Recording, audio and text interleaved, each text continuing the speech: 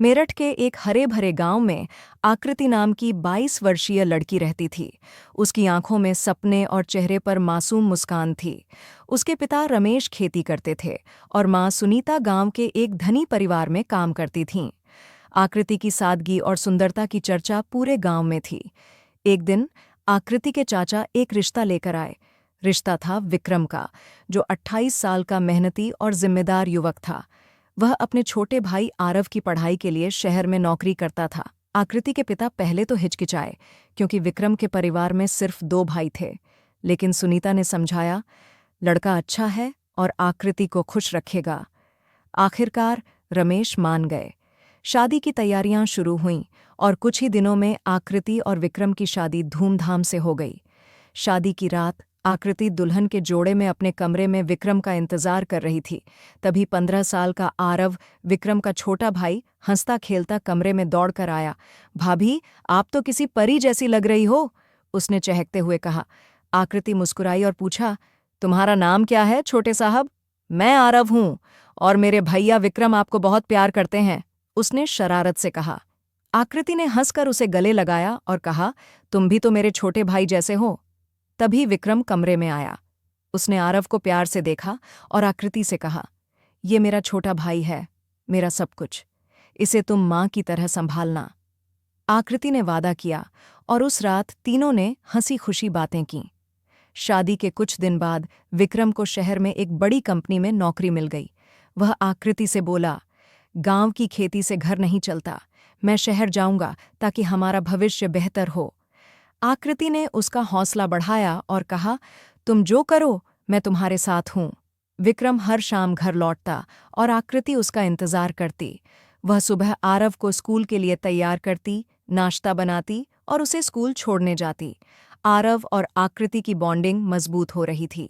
आरव की शरारतें और आकृति की ममता उनके रिश्ते को और गहरा कर रही थीं। एक शाम विक्रम उदास चेहरा लिए घर लौटा। आकृति ने पूछा, क्या हुआ, तुम परेशान क्यों हो? विक्रम ने बताया, मेरा ट्रांसफर दूसरे शहर में हो गया है। सैलरी अच्छी है, प्रमोशन भी है, लेकिन तुमसे दूर जाना पड़ेगा। आकृति का दिल डूब गया, लेकिन उसने हिम्मत दिखाई। तुम्हें जो सही लगे करो, मैं और आरव यहां सब संभाल लेंगे। विक्रम ने आरव को बुलाया और कहा, भाई, भाभी का ख्याल रखना। अगर अकेलापन लगे तो उनके पास सो जाना। आरव ने मुस्कुराते हुए हामी भरी। अगले दिन आकृति ने विक्रम के लिए उसके पसंदीदा पकवान बनाए और उसे प्यार से विदा किया। विक्रम के जाने के बाद आकृति ने घर और आरव की जिम्मेदारी संभाली। एक दिन जब वह आरव को स्कूल छोड़ने गई, उसकी नज़र एक परिचित चेहरे पर पड़ी। वह निखिल था, उसका पुराना दोस्त, जो अब स्कूल में शिक्षक था। निखिल और आकृति कॉलेज में अच्छे दोस्त थे और निखिल को आकृति से प्यार भी था, लेकिन आकृति ने कभी उसका प्रस्ताव स्वीकार नहीं किया था। निखिल ने आकृति को देखा और दौड़कर पास आया।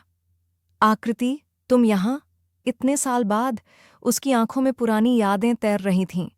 आरव ने संकोच के साथ कहा, हाँ, मैं अपने देवर को छोड़ने आई हूं।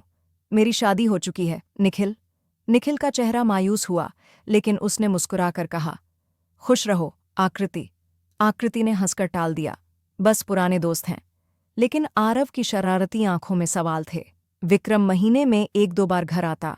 हर बार वह आकृति के लिए छोटे छोटे तोहफे लाता, कभी चूड़ियां, कभी फूल। एक रात जब वह घर आया, उसने आकृति को बाहों में भरा और कहा, तुम्हारे बिना हर दिन अधूरा लगता है। आकृति ने शर्माते हुए कहा, तो जल्दी वापस आ जाओ ना। दोनों ने चांदनी रात में एक दूसरे के साथ समय बिताया और आकृति का दिल फिर से खिल उठा। इधर आरव की जिंदगी में भी रंग आ रहे थे। उसकी सहपाठी रिया से उसकी दोस्ती गहरी हो रही थी। एक दिन आकृति ने आरव को रिया के साथ स्कूल के बाहर हंसते बात करते देखा। उसने प्यार से पूछा, कौन है ये लड़की? आरव ने शर्माते हुए कहा, बस दोस्त है भाभी, आप तो भैया को मत बताना।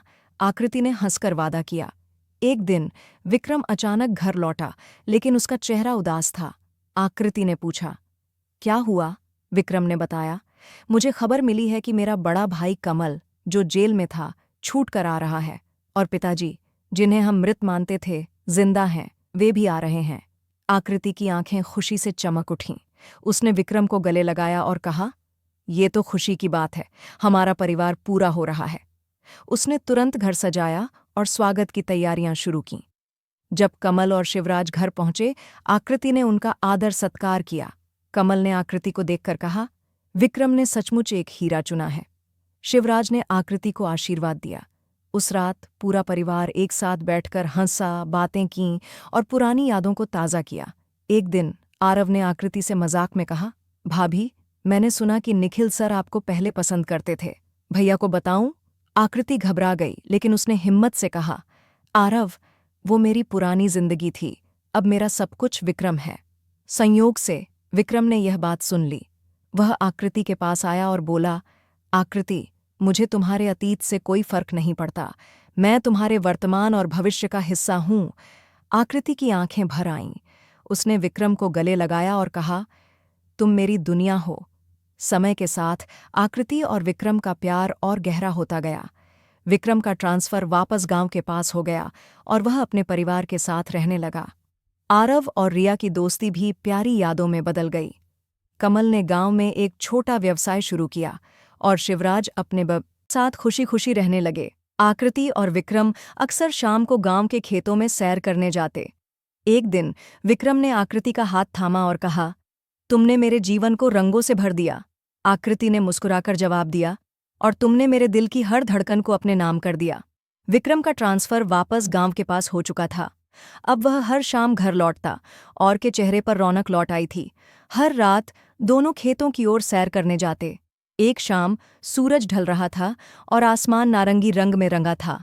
विक्रम ने आकृति का हाथ थामा और कहा, आकृति, तुमने मेरे जीवन को इतना खूबसूरत बना दिया कि मैं हर पल तुम्हें और करीब महसूस करता हूँ। आकृति ने शर्माते हुए कहा, विक्रम, तुम मेरे लिए वो चांद हो जो मेरी हर रात को रोशन करता है। दोनों ने एक दूसरे की आंखों में देखा और हल्की सी ठंडी हवा ने उनके बीच के पल को और जादुई बना दिया। ने आकृति के माथे पर एक प्यार भरा चुंबन दिया और दोनों हंसते हुए घर लौट आए। आरव और रिया की मासूम प्रेम कहानी उधर आरव की जिंदगी में भी रंग बिखर रहे थे। रिया, उसकी सहपाठी, अब उसकी सबसे अच्छी दोस्त बन चुकी थी। दोनों स्कूल के बाद गांव के पुराने बरगद के पेड़ के नीचे बैठकर बातें करते। एक दिन रिया ने आरव से कहा, तुम इतने अच्छे क्यों हो आरव? तुम्हारी भाभी तो कितनी प्यारी हैं, क्या मैं भी कभी ऐसी पाऊंगी? आरव ने शरारत से कहा, रिया, तुम तो पहले से ही सबसे प्यारी हो।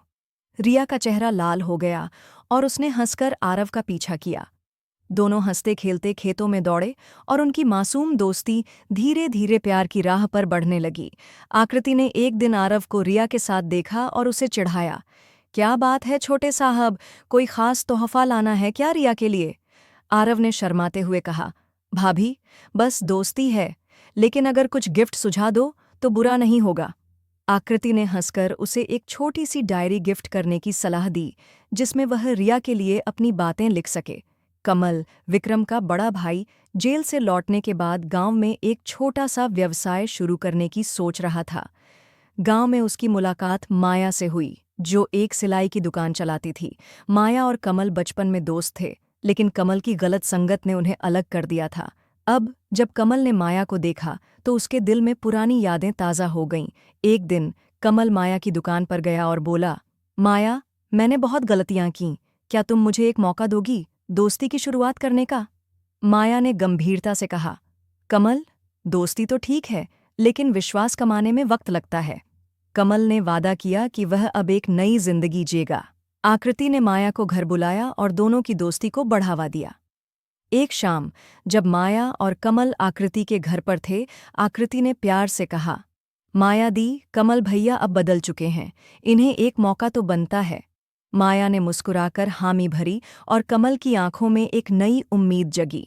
निखिल, जो अब स्कूल में शिक्षक था, आकृति के जीवन में एक पुरानी याद बनकर रह गया था।